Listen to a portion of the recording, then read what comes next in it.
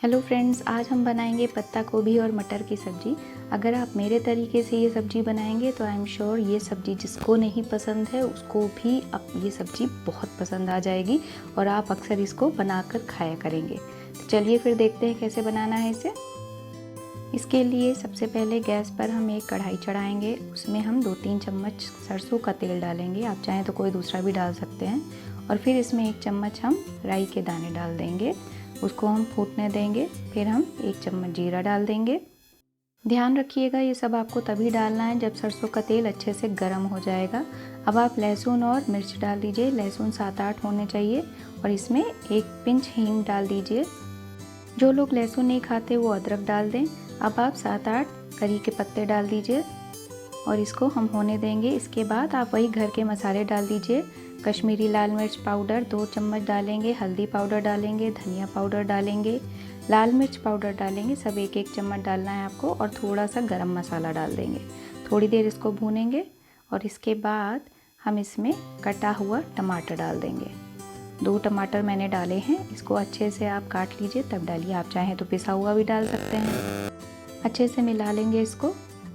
टमाटर को गलाने के लिए हमें नमक डालना है, आप चाहें तो हरी मिर्च वगैरह भी डाल सकते हैं। देखिए टमाटर इससे गल जाएगा नमक डालने से। इसको भी हम अच्छे से मिला लेंगे और अब हम इसमें थोड़ा सा मटर डाल देंगे। आधा कप मैंने मटर डाला है, फ्रोज़न पीस लिया है, आप चाहे तो कोई भी मटर ले सकते हैं। सर्दियों में नॉर्मली बाहर से मटर मिल जाती है।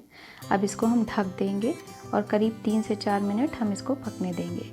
ये पक गया है। इसके बाद हम इसमें कटी हुई बंद गोभी मिला लेंगे। ध्यान रखना है बंद गोभी ऐसे पतली पतली लच्छेदार काटना है आपको, तभी ये देखने में भी अच्छी लगती है। खूब अच्छे से मिला लीजिए। अब हम इसको तब तक ढक के पकाएंगे जब तक कि ये पानी ना छोड़ दे।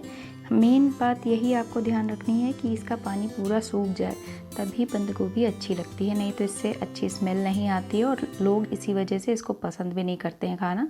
7-8 मिनट बाद आप फिर से इसको चला लेंगे और देखिए 5 और मिनट बाद मैंने इसको खोला है और अच्छे से चला दिया है। सारा पानी इसका सूख गया है और ये हमारी बनके तैयार हो गई है।